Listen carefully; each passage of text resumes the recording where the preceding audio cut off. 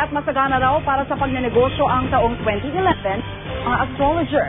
Anong negosyo naman kaya ang papatok ngayong taon? Alamin sa pagtutok ni Bernadette Reyes. Bukod sa pagiging full-time na empleyado, negosyante rin si Ken Enda. Pinasok niya ang food court business nitong 2010. Pandagdag kita sa kanyang buwan ng sweldo bilang ahente. Minsan naman wala naman akong ibang ginagawa sa extra time ko. Instead of doing stupid things, kailangan na lang siguro business na lang.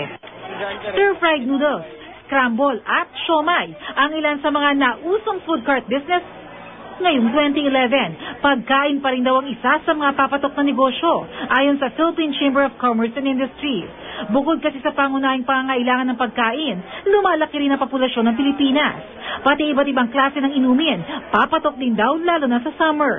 Kung first time mo magnegosyo, maaari ka mag-franchise, isang sistema kung saan kumita na ang negosyo o bumenta na ang produkto o serbisyo kaya madaling sundan at palaguin. Sa halagang 21,888 pesos, maaari na makapagsimula ng isang collapsible food court business. Depende sa pwesto, maaaring kumita ng 3,000 hanggang 5,000 pesos kada araw. Yung ating profit is mataas. At the same time, mababa yung capital natin. Sa franchise is hanapan ng magandang pwesto para mabilis yung ROI. Magiging hit din daw ang mga negosyo na may kinalaman sa kalusugan. Halimbawa, ang spa business. I have a good friend. He operates a spa. The first 2 years, nahihirapan siya.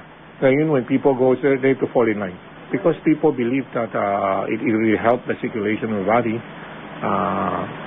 And since most people are health conscious. Dahil marami na rin naglipa ng spa ngayon, mahalagang magdagdag ng bagong serbisyo tulad itong tinatawag na bedrock bathing mula Japan na nakakatanggal daw ng pananakit sa katawan sa pamamagitan ng paghiga sa mainit na bato. Marelax sila dito, tapos mga body pains nila matatanggal. Para mas lumaki ang kita sa darating na 2011, mayroong mga negosyo na maaaring pagsamahin.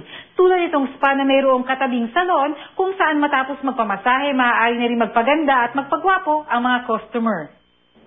Tandaan lang na hindi lahat ng negosyo agad kikita. May pagkakataong maaaring malugi, kaya naman kailangan din ng puso ang pagnenegosyo. Pag-isipan nyo rin kung anong gusto nyo yung passion nyo, kung anong gusto nyo i-business, kung ano pong food. Lahat naman ng business dapat tinututukan natin kasi hindi magsasucceed ang business kung papabayaan lang natin. Bernadette Reyes, Nakatutok, 24 Oras.